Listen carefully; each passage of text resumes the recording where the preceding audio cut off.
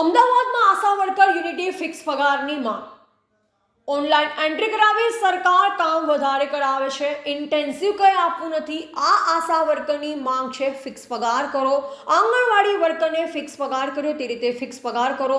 ઇન્ટેન્સિવમાં આશા વર્કરને પોસાતું નથી. તો અમદાવાદની તમામ આશા વર્કર યુનિટી બનાવી ફિક્સ પગારની માંગ કરી કલેક્ટર સાહેબશ્રીને આવેદનપત્ર આપ્યું.